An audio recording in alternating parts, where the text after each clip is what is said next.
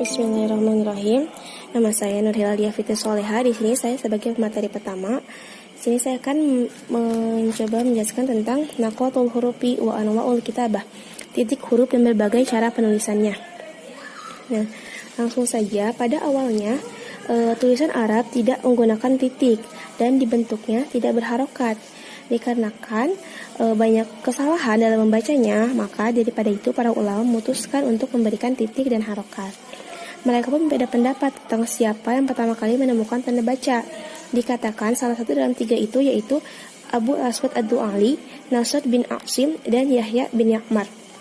Adapun pencipta ilmu arut itu sendiri yaitu Khalil bin Ahmad Al-Farahidi.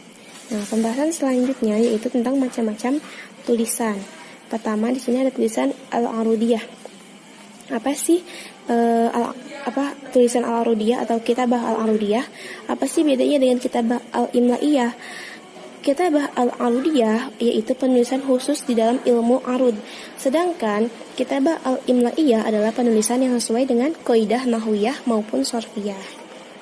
Nah, jadi disebut tulisan Arudiyah di mana tulisan itu sesuai dengan pengucapannya tanpa adanya bantahan ataupun tidak terikat kaidah penulisan, dan tulisan ini digunakan untuk memotong reaksi.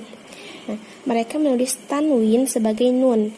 Muhammadun, mereka menulis kata Muhammadun dengan menggunakan nun bukan dengan tanwin. Nah, dan mereka menulis huruf bertasydid dengan menggunakan dua huruf. Penulisan syadda menjadi syadda ditambah satu huruf yang sama yaitu dal dan dal dan saat mereka jatuh jangan mengucapkan seperti alif dan lam. Contohnya ja'az-zuhru yang penulisannya itu tanpa alif lam, ja'az-zuhru.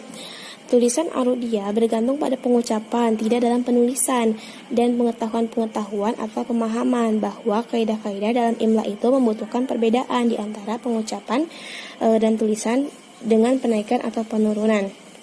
Nah, jadi bisa dilihat penulisan dan pelafalannya. Yang ini di bawah ini hada rojulun yang di bawah dengan menggunakan nun. Nah, sedangkan yang di atas dengan menggunakan tanwin. Lalu dapat disimpulkan bahwa kitabah Al-Arudiyah dengan adanya kitabah Al-Arudiyah yang digunakan di dalam ilmu arud itu untuk mengetahui wajan-wajan syair. Jadi syair atau syair, jadi dengan adanya kitabah Arudiyah maka kita akan bisa mengetahui apa wajan yang dipakai dalam syair tersebut. Sekian dari saya, syukron.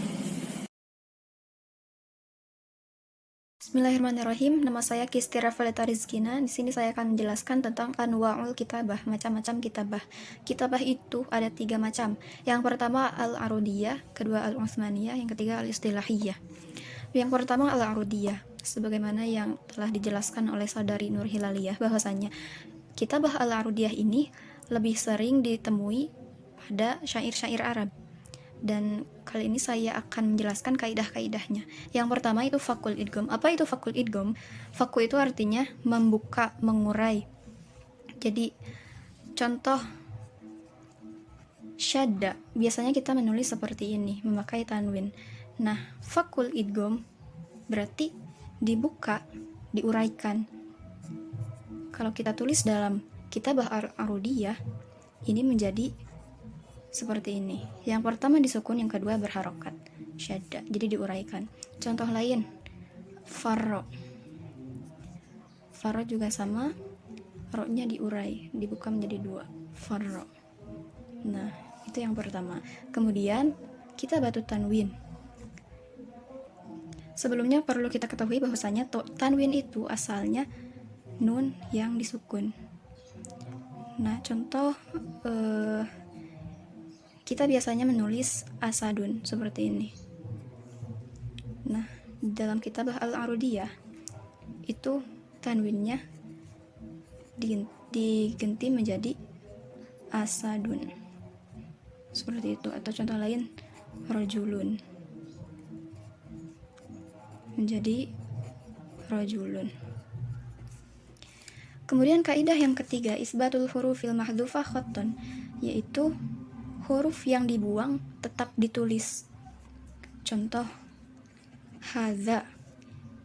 Ini kalau kita baca sekilas haknya itu seperti pendek. Nah, dalam kitabah arudiyah haknya itu alifnya ditulis hadza, terus zalika menjadi zalika. Nah, seperti itu. Jadi kitabah arudiyah itu apa yang kita ucapkan itu yang kita tulis. Dan contoh yang lain, kata asyamsu. Asyamsu jika ditulis dengan kitabah arudiyah ini menjadi asyamsu. Asyamsu, seperti itu. Kemudian lanjut kepada kitabah yang kedua, yaitu al-Utsmaniyah. Kitabah Utsmaniyah ini ialah kitabah mushaf. Contoh, kalau kita menulis al-kitabu, biasanya kan seperti ini. Di dalam kitabah Utsmaniyah itu ditulisnya seperti ini. Nah, seolah-olah dibacanya itu al-kutub, padahal ini al-kitab. Terus as-sholat, jadi as-sholat buat pakai wawu, padahal bacanya sama aja. Az-zakat, az-zakat, ashab, gitu.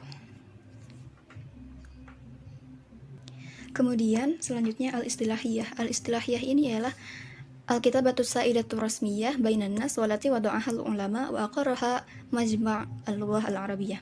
Jadi kitabah istilahiyah itu ialah aturan penulisan yang ditetapkan oleh ulama dan disepakati oleh majma' akademi bahasa Arab, gitu, seperti itu. Jadi al-istilahiyah itu ialah kalimat penulisan yang diistilahkan oleh para ulama. Gitu. Bismillahirrahmanirrahim. Assalamualaikum warahmatullahi wabarakatuh. Saya Renina Nur Maulida. Saya di sini akan melanjutkan materi Al-Faslus Salis, yaitu Al-Harful Arabiyah wal Mudud, yaitu mengenai huruf dalam bahasa Arab dan pemanjangannya atau mad-madnya. Tanqasimul huruf ila qismain. Jadi pembagian huruf dalam bahasa Arab ini ada dua. Yang pertama, huruf muhmalah. Apa itu huruf muhmalah? Wa ya huruf allati takhlu minan nuqati. Jadi huruf muhmalah ini adalah huruf yang tidak memiliki titik. Nah, huruf muhmalah ini ada 13. Apa saja? Yaitu ada alif, ha, dal, ro, sin, so, to, ain, kaf, lam, mim, ha, dan waw. Itu yang termasuk dalam huruf muhmalah yang tidak memiliki titik.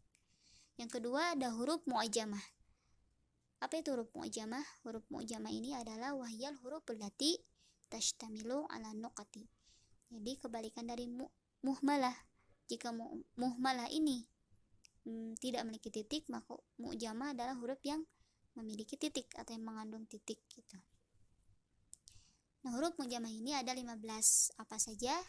Ada ba, ta, tha, jim, kha, dzal, zai, shin, dod, zo, gha, fa, qaf, nun, dan ya. Nah, itu semua termasuk ke dalam huruf mu'jamah yang memiliki titik.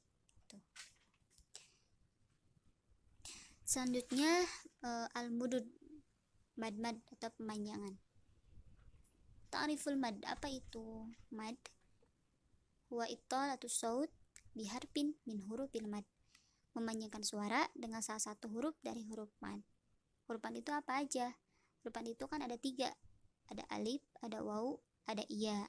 Nah, jika atau apabila ketiga huruf itu yang bertanda sukun, huruf ini kan bertanda sukun, nah bertemu dengan tanda baca pasangannya pada huruf sebelumnya, nah itu akan menghasilkan atau nantinya akan dibaca panjang, gitu.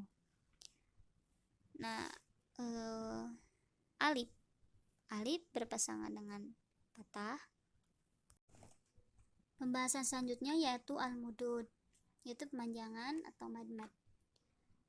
Ta'riful mad wa italatu saut bi harfin min hurufil mad, memanjangkan suara dengan salah satu huruf dari huruf mad. Huruf mad itu ada 3, wahia al-alif, al-waw, wal ya, atau disingkat dengan awi. Nah, lafaz awi. Jadi ketiga huruf tersebut apabila bertanda sukun dan bertemu dengan tanda baca pasangannya pada huruf sebelumnya, maka akan menghasilkan bacaan yang panjang. Untuk pasangannya dari ketiga huruf tersebut yaitu al-alifus sakinatu maftuhu ma qablaha. Jadi jika sebelum patah pemanjangnya dengan alif. Wal wawu sakinatu madmu ma qablaha. Jika sebelum domah maka pemanjangnya dengan alif. Wal ya sakinatu maksur ma qablaha. Jadi jika sebelum kasroh pemanjangnya dengan ya. Itu pasangannya alif dan patah, wawu dengan doma, iya dengan kasroh. Al-mad bil alif. Ta'til alif fi halati isba'il fathah. Jadi alif itu akan muncul atau datang dalam keadaan atau sebelum patah gitu. Sama kayak tadi. Nah, ini dinamakan dengan madan bil alif. Contohnya qola. Kalau di sana dibaca panjang karena dia bersanding dengan alif. Nah, mengapa dibaca panjang? Karena di sana ada huruf alif yang bertanda sukun dan bertemu dengan huruf ko yang berharakat patah. Nah, itu akan menghasilkan dibaca panjang, yang akan nantinya dibaca panjang menjadi ko, seperti itu. Selanjutnya al-mad bil wawi. Ta'til waw fi halati isba'in dhammah. Jadi munculnya wawu atau datangnya wawu itu dalam keadaan sebelum domah gitu. Intinya sama kayak tadi, jika sebelum domah maka pemanjangnya dengan wawu gitu. Inilah wa yusamma madan bil waw. Untuk contohnya usfur. Nah, usfur di sana dibaca panjang karena dia bersanding dengan wawu. Nah, sebabnya apa dia dibaca panjang?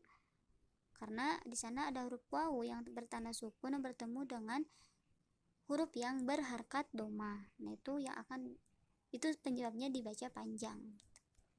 Menjadi usfur. Mungkin hanya sekian yang bisa saya sampaikan. Mohon maaf jika ada salah kata dalam penyampaian. Akhirul kalam, wassalamualaikum warahmatullahi wabarakatuh. Bismillahirrahmanirrahim. Nama saya Muhammad Hanafi Zanjani, dipanggil Hanafi. NIM 11920300087. Di sini saya akan melanjutkan pembahasan yang keempat, al-faslur rabi, alif lamul qamariyah wa alif lam syamsiyah. Sebelum kita melanjutkan pembahasan mengenai alif lam qamariyah dan alif lam syamsiyah, alangkah baiknya kita mengetahui tentang alif lam ta'rif atau alif lam ma'rifah. Dalam kaidah ilmu tajwid, alif lam ta'rif atau alif lam ma'rifah yaitu suatu hukum yang diberlakukan jika sebuah kata diawali dengan huruf alif lam. Kenapa disebut alif ta'rif? Kenapa disebut ta'rif atau ma'rifah? Karena menjelaskan mengenai kalimat isim atau kata benda.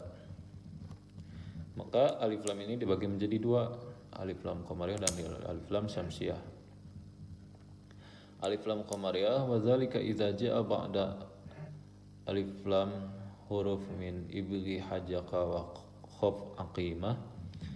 Jika datang setelahnya alif lam itu huruf dari ibghi hajaka wa khaf aqimah, atau jika disebutkan satu-satu, alif ba ghin ha jai kaf waw qaf fa ain qaf ya mim ha, yang 14 huruf itu, maka alif lamnya itu dibaca jelas. Contoh, alif lam bertemu dengan kata yang diawali dengan huruf alif, asadun misalkan, jadi dibaca alif lamnya al-asad. Kemudian Baqarah diawali dengan huruf alif lam, maka dibaca jelas alif lamnya. Al-Baqarah. Kemudian gin, kata yang diawali dengan huruf gin, Ghazala misalkan, maka alif lamnya itu dibaca jelas, Al-Ghazal. Kemudian alif lam bertemu dengan huruf yang diawali dengan kata ha, hison misalkan, kemudian dibaca jelas alif lamnya, Al-Hison. Kemudian yang kelima, alif lam bertemu dengan huruf jai, maka alif lamnya itu dibaca jelas. Contoh kalimatnya al-jamal. Kemudian seterusnya. Mengenai alif lam samsiah selanjutnya akan dibahas oleh rekan saya. Terima kasih. Bismillahirrahmanirrahim. Nama saya Muhammad Zikrullah, melanjutkan materi yang sebelumnya mengenai alif lam. Yang kedua, alif lam samsiah. Alif lam samsiah yaitu lam ta'rifiyah dan sesudahnya sidah atau tasjid. Alif lam samsiah ditulis dan tidak diucapkan karena adanya tasjid.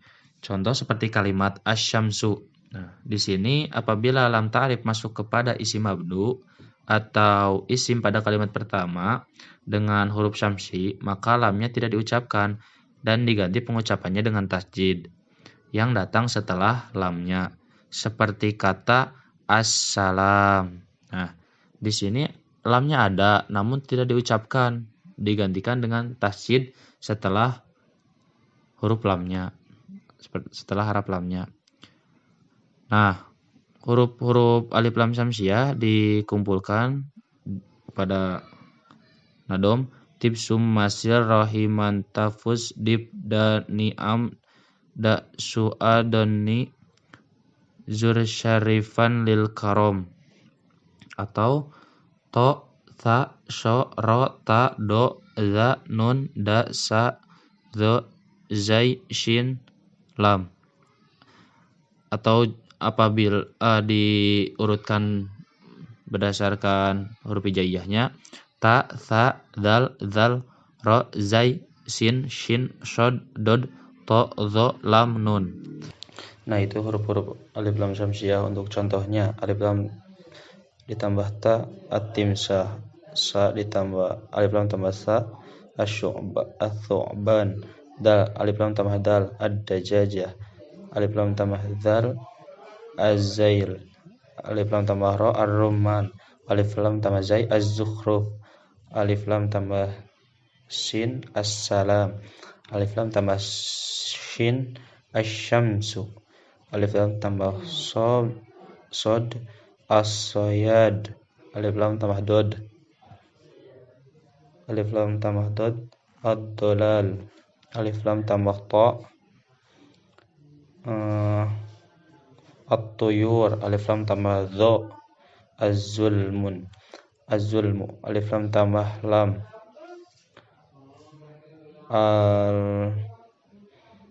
al-lail, al-layyamun, al-layyamun, alif lam tambah nun, an-nur. Nah, itu mungkin untuk penjelasan mengenai alif lam syamsiah. Syukron, sekian, terima kasih. Mohon maaf bila ada kesalahan.